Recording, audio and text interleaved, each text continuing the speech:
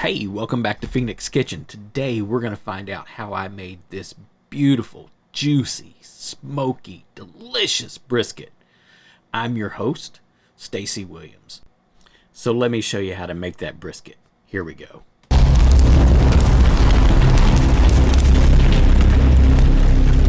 All right, welcome back to the channel, everyone. Today we're going to be talking about brisket. Here we've got a USDA Prime brisket. This thing is 13.5 pounds. We're going to be working with it. We're going to get it trimmed up. We're going to get it seasoned. And we're going to get it cooked. We're going to talk about some popular myths with making brisket. And we're going to talk about the way to make sure that we get our brisket done properly.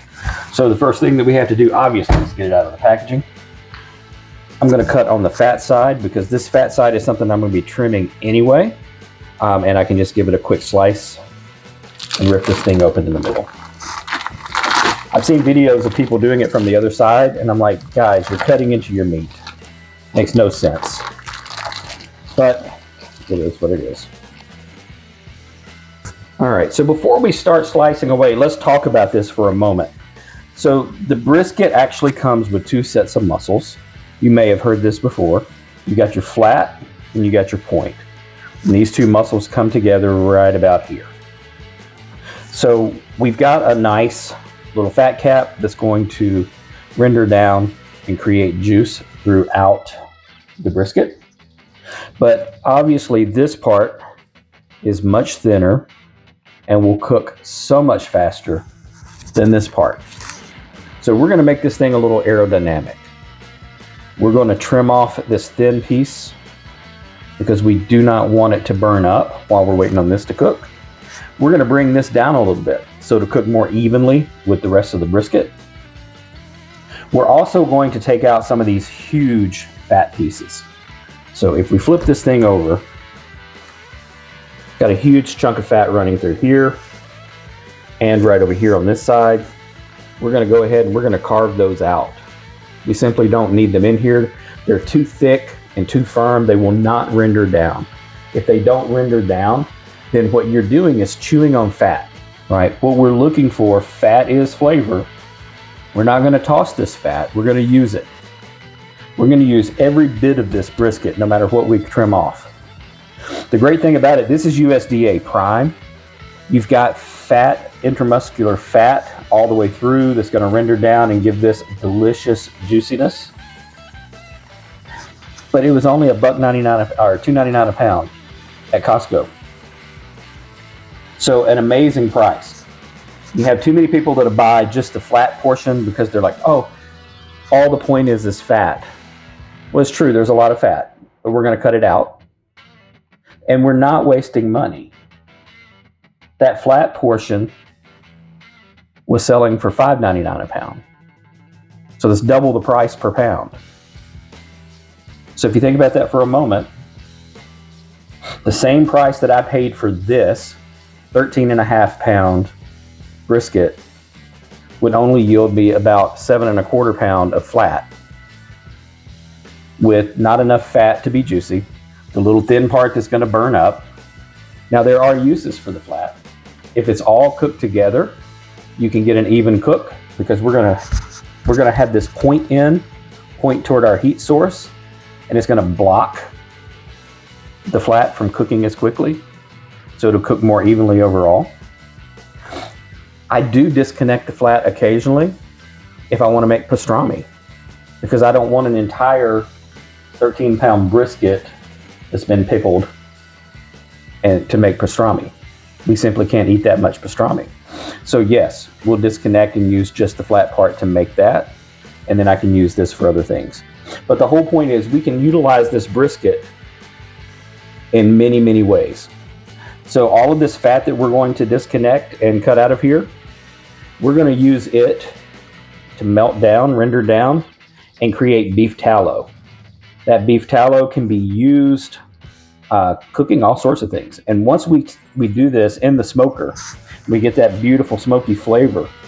It's really wonderful sometimes during the winter or rainy days, I've got steaks to cook and we want to cook them inside, you know, instead of using whatever normal oil I would, use that smoky beef tallow, give it a nice smoky flavor. It's absolutely amazing. So we're going to cut this fat out of here, and we're going to cut it into chunks. We're going to put it into a little container. It'll go on the smoker, and we're going to render it down. Then once it's rendered down, I'll bring it in, run it through a filter to get out all the little bits and pieces that we don't want, and get nothing but just that smooth liquid.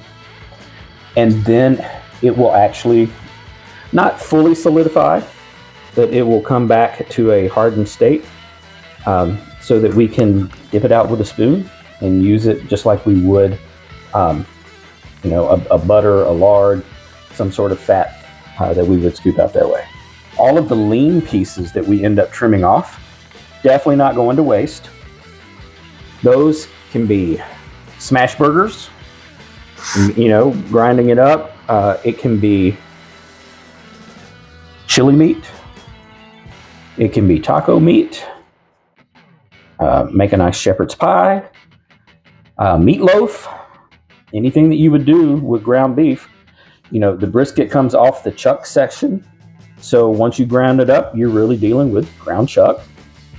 Right? So it's absolutely delicious to be used in that way. And I think that, you know, we get some pretty amazing products. We also use it to make beef sausages, like a jalapeno cheddar beef sausage. Those turn out absolutely amazing. We do have a video showing how to do that. I'll put the link in the description. So keep in mind as we go through here, we are definitely not wasting anything. We're just going to make this brisket nice and aerodynamic. And we're going to be able to utilize every piece of it, so that when we get into it, that price that we talked about, I mean, it's really amazing. If you think about it, I don't think you can buy ground chuck for $2.99 a pound. You may catch it on sale every once in a while. But if you do, it's most likely a 70-30 blend. When we're grinding our own, obviously we can weigh everything out, and we can get whatever blend we're interested in. You know, 80-20 is usually the way to go. If you're trying to watch that fat content, go ahead and make it, you know, 85-15 or 90-10. You get to decide. That's the beauty of this. We're going to go ahead and take off some of this fat and silver skin. We do not want to scalp this meat. All right, we need fat. We're going to have that fat cap left along the top, but all of this silver skin needs to come off. These are not good chews. So we're going to go ahead and get rid of all of this. Get it nice and cleaned up. We want to make sure that everything is smooth and aerodynamic. We don't want any little pieces that pull up, because those will burn up and make little crispy bits. Not bark, but actually, you know, crispy burnt meat. And that is not bark. So don't get confused there thinking, hey, I have crispy pieces. I've got a great bark. That's not the way that works. Now, when you're trimming this, you're going to want to use the sharpest knife that you can. You'll notice here I've got a little boning knife. I like it because it's semi-flexible, which, you know, with that thing bending, that allows me to work around the shape of the meat while staying under the fat. If you're using one of your regular butcher knives and it stays straight, you can easily gouge into the meat, and that's usually not going to work out very well. Let's get this under here. There we go. So those gouges will leave spots where it'll flake up and burn. Now, if you'll notice around the sides, because this meat's been oxidized, it's been exposed to air, you got a big chunk of fat over here. This whole end really needs to come off. Now, there's nothing wrong with this meat, and it's going to go into our grind. So like I said, there's nothing wrong with it. It does not present well, you know, and presentation is a big deal. So we're going to take this off. This is going to help us to shape up. Now, if you'll notice, as I'm bringing it around, I'm curving inward because we don't want any sharp edges up there. We're going to go ahead and take all this off. There we go. There we go. See, now we're getting our nice shape starting up over here on this side. We're going to come around, do the same thing over here. We've got this huge chunk of meat that's just hanging out over here. This is great meat. However, from a shape standpoint, this would cook a lot faster than the rest of it, and that's not going to help us end up with an evenly cooked product. We'll have some that's overcooked and dried out while we're waiting on this to finish cooking, and that's not what we're looking for. So we're looking good there for a moment. Let's go ahead and flip this thing over. Now, cutting off that side does another thing for us. It allows us to see exactly how thick this fat cap is. We're looking for about a 3/8 to 1/4 inch thick fat cap. You know, this looks nice right here at the end. It'll allow us the opportunity to have enough fat to really render down and get into the meat, along with this intermuscular fat that's going to render down. And it'll give us a really nice juicy product. If we leave all of this fat, what we're going to end up with is unrendered fat, and we're going to be chewing on it. Now, I do want to point out while we're here, look, this is your point muscle. This is where your flat starts. So it's not actually a straight cut when they're disconnecting that. We're going in at an angle, and it disconnects at this seam right here. All right. So while we're doing this, before I go through the trouble of trimming that, we're going to go ahead and take off this thin end down here.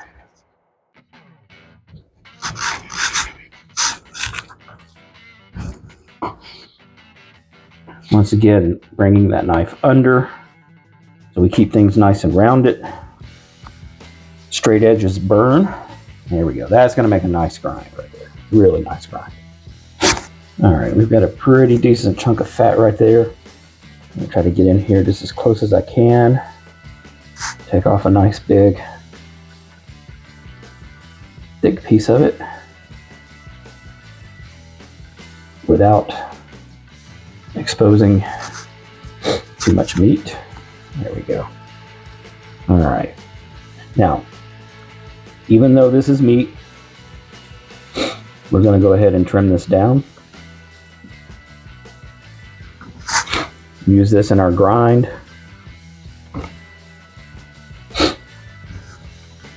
Just to help make this bad boy a little more aerodynamic.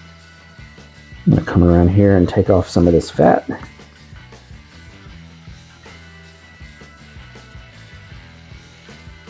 Try to keep that knife angled so that we're not getting too deep.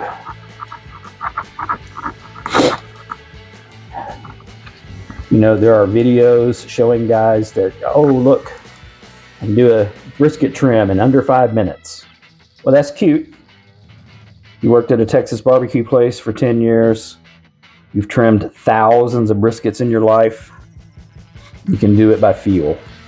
For those of us who don't have that experience, slow and steady wins the race. Because once you take off too much, you can't put it back. So take it off a little at a time. All right? And just to show you what I'm talking about, look at this. Right here, you can see I almost got to the meat. Almost scalped it. That's why we want to go slow. Take off a little. If we need to, we come back, take off a little more. That's fine. I mean, we're not going anywhere. Because to tell you the truth, the trim, this is happening the day before I cook it. We're not going to cook this till tomorrow. For a couple of reasons. Reason number one, I need this thing to dry brine overnight. Okay? We're not going to season it fully, but we're going to go ahead and put the salt on. This meat is thick. There's nothing worse than cutting in and having a huge thick piece of brisket. You bite into it and the center is not seasoned at all. It's horrible. It's just, oh, here's some bland meat. And that's not what we're looking for. We want the flavor to go all the way through, which means we need to be seasoned properly. The salt needs time to penetrate, and it's got a long way to penetrate. So we're going to go ahead and do the salt portion. We're going to put this in the fridge, and it's going to set for 24 hours. We'll bring it out tomorrow about an hour before we are ready to put it on the smoker. And at that time, we'll go ahead and apply the rest of the seasonings. And depending on what you're doing, maybe that's just salt and pepper. Maybe you're using some kind of rub that you really like. Maybe you're making your own. A little salt, pepper, garlic. There you go. I scalped a piece for you just to show you how easy it is to do that. There we go. You still got a nice fat covering. Right? There's nothing you can do here when you take off that huge chunk. This is going to help you cook more evenly. So it has to be done. I got one little scalp right here. That's my fault. Otherwise, we are looking good. Got everything trimmed down. You can see here, it's not perfectly even, but this is a much thicker piece. It's going to be blocked by this, which is going to be setting toward our heat. Going to allow the heat to go over and under. This way we can cook more evenly. This is not going to get done before this, or at least not too long before this. All right, so we've got this thing all nice and trimmed up. We've got a much better fat cap. We've got both pieces attached so that it's able to cook longer. That flat would get done a lot sooner without the point. And that leads to overcooking in a lot of situations. Too many times we watch videos of how to cook a brisket on YouTube by our barbecue experts, and they never really talk about the differences in the grills that they're using. Are they cooking it on a Komodo Joe's or a Weber egg? Are they cooking on a pellet grill? Are they cooking on an offset smoker? Are you cooking on a backyard offset smoker? Or are you cooking on a large offset smoker, like a restaurant size? It's going to make a difference due to evaporative cooling. How much moisture is in the smoker? This thing will cook much faster on a smaller smoker because you don't get the evaporative cooling. It's not going to stay in the stall as long, which means you're not going to get as much time. So if you watch a video of someone cooking in a large industrial style smoker, 250, 500,000 gallon smoker, and they tell you that they're cooking their brisket for 18 to 20 hours, and then you try that in your pellet grill, you're going to end up with beef jerky.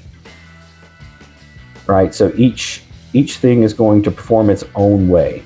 And you've got to look at time, temperature, and feel. A lot of feel. And it's that during that time that we render the fat. If we cook too quickly, we end up with the fat just sitting there. And you're eating meat and fat. What we're trying to do, we're trying to dissolve all of this fat, cell walls, intermuscular tissue. We're trying to break all of that down to make this cut of meat, which is a cheap cut of meat. We're trying to make it tender and juicy.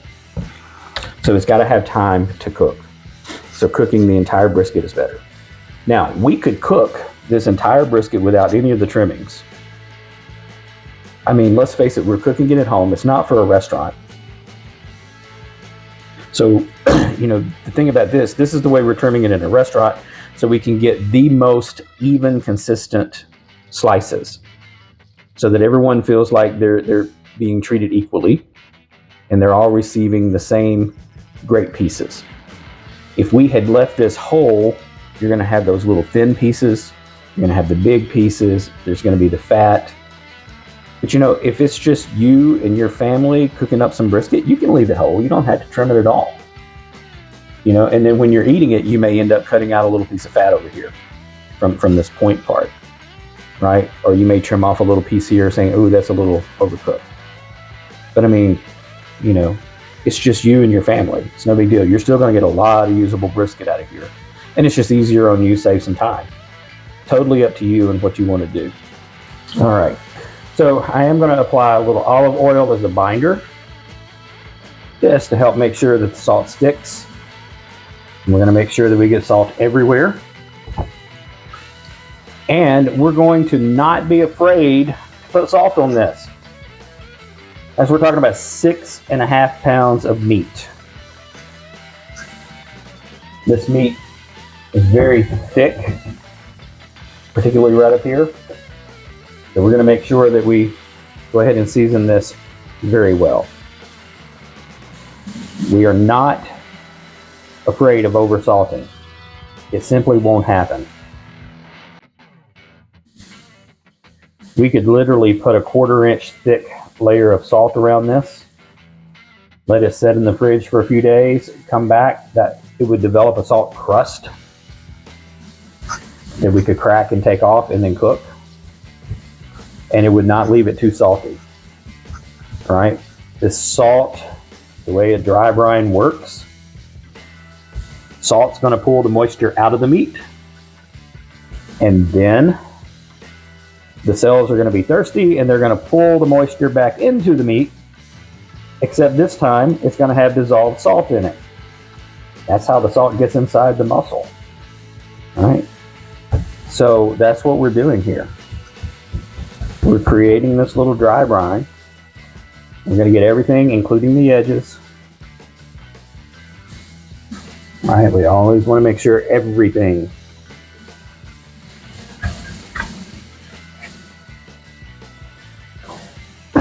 Anytime we're seasoning, so for instance, if this were a regular steak and you were seasoning, you still want to give it time for the process to work, right? So we would not want to just put salt on and immediately start cooking. If you're going to salt separately, like I just did, you're not going to want to use a rub that was bought in the store. Because if you look on the ingredient list, normally the very first thing listed is salt. They lead with salt. Well, now you're putting salt on top of your salt. That's going to be disgusting. That's going to be over salted. Okay, there's not a blend that you can buy in the store that you can't make at home. We're going to start with salt. We're going to let that go in and absorb.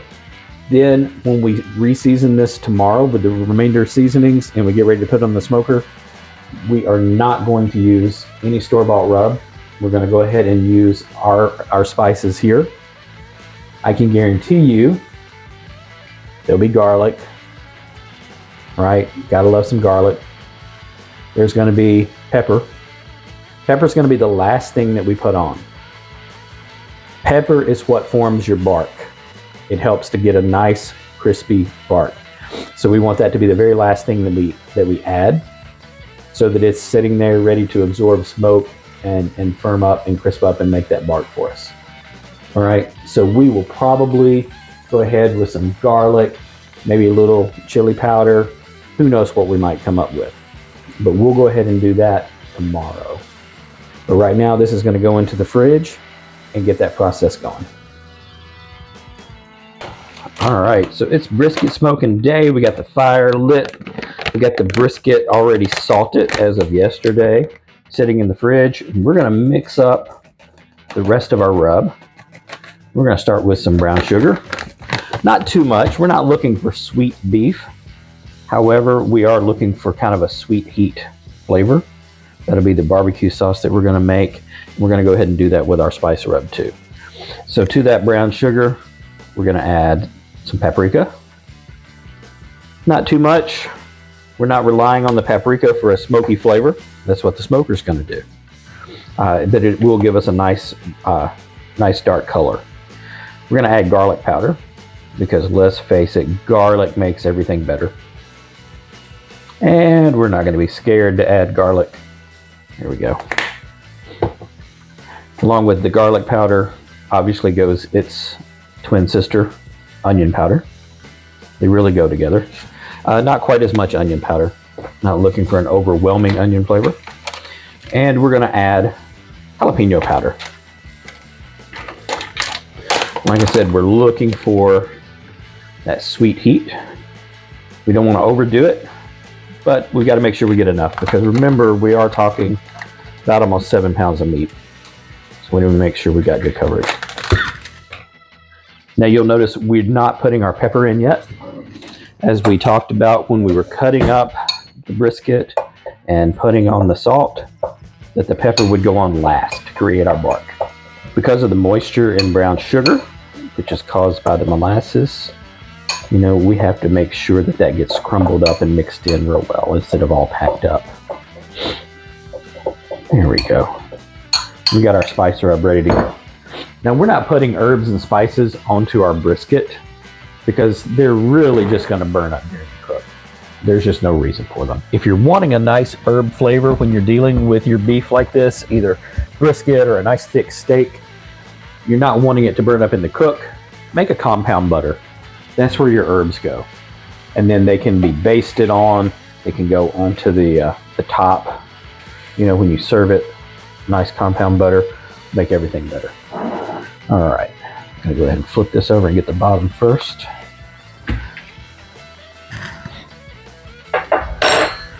All right. We're gonna put this on, and we're not gonna be shy with it. Now remember, when we call this a rub, that's really not the right word. I think we should call it more of a pat, because you're not going to rub this around. If you do, all you're going to do is end up either clumping it up or taking it off. There's no point in putting it on and then rubbing it and causing it to all fall off. We're going to make sure that we get all of our edges while we're doing this, because we want flavor everywhere. Just hit it and mash it right in. There's going to be moisture on this already, where we put the binder and the salt, and then of course the salt pulled moisture out and then back in. So we do not need an additional binder. As you can see, this is sticking just fine all the way around.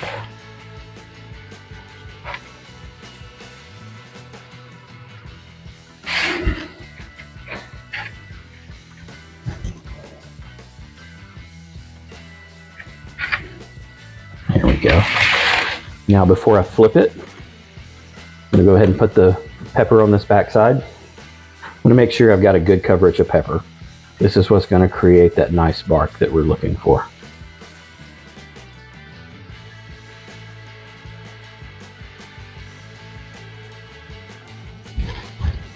There we go. Now, as soon as our fire is burned down to coals and it's ready to go, we'll get that put on and get our day of smoking started.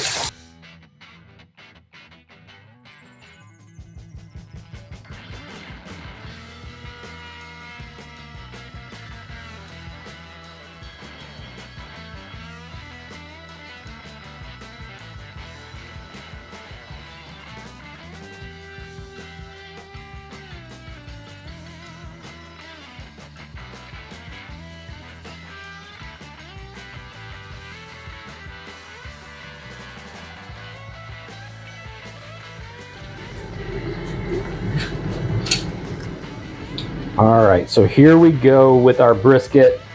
We're gonna unwrap. If you remember, we spent 6 hours on the smoker, making it up to 175 degrees. We got all the smoke we were gonna get, so we went ahead and wrapped it. We wrapped it with the beef tallow that we made, so smoky tallow on it. And then we went into the oven at 200 degrees for another 6 hours. This thing came up and it just hung out at 195 forever, and finally pushed up to 203, at which point we cut it, let it rest. It's been resting for about an hour now. We're going to go ahead and unwrap, slice it up, because it's time for dinner. To be honest with you, there's always that slight fear when you unwrap it Wondering, did I mess it up? If we messed it up, it'll be because I went just a little too long and turned it into pot roast. So we're gonna hope that we didn't do that. So let's get this thing unwrapped. I'm gonna keep it in the pan so these juices stay here for now.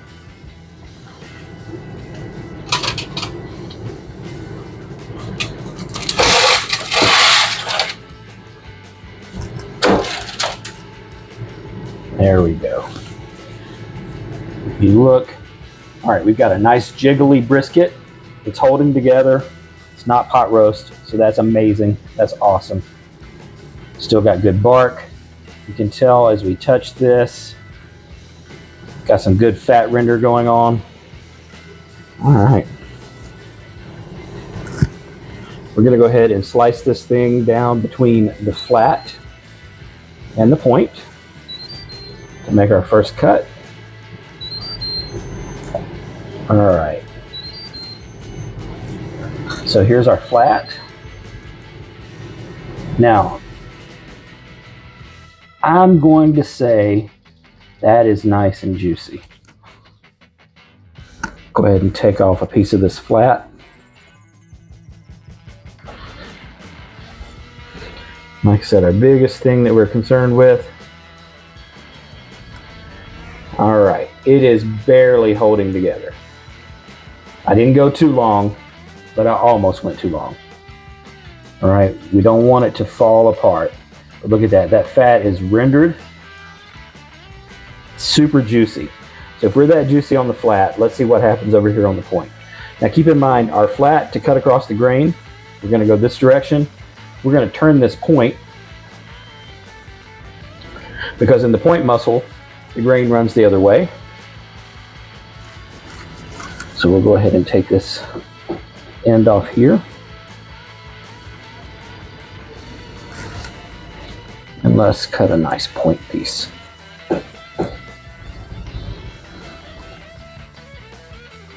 Oh, there we go. Look at that. Beautiful. All that fat that we're so concerned about on the point. Oh, the point's too fatty. If anybody tells you that, that's BS. They didn't trim it and they didn't render the fat.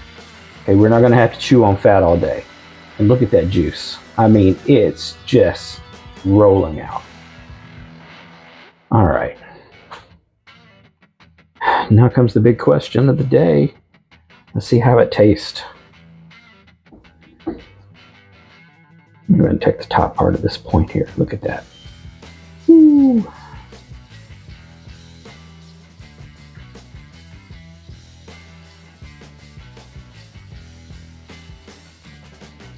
Wow.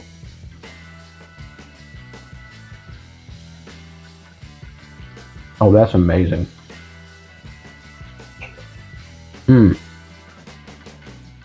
That is next level.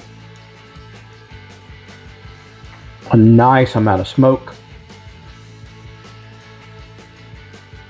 This is the first one that I've used hickory on in a long time. And you forget how strong that hickory flavor can be.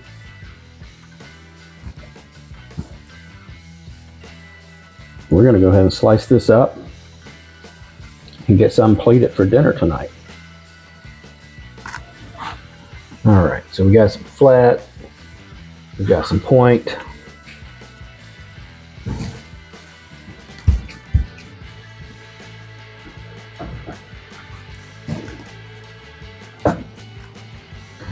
We'll get this all put on the plate with some sides, and we're going to have a great dinner. All right, so a little coleslaw, a little fries, a couple pieces of point, a piece of flat. I know most of the time people want sauce on the side. That's my plate. I want the sauce on it. My fries are going to like that sauce. My brisket's going to like that sauce. Because let me tell you, I made some good sauce. I like that sauce. So it's going right on it. And Gail can decide if she wants some. Probably will. I know she'll want it for the fries. Because we love homemade barbecue sauce with fries. It's absolutely fabulous. But there we are. Couple of brisket plates. Absolutely fabulous. Beautiful brisket.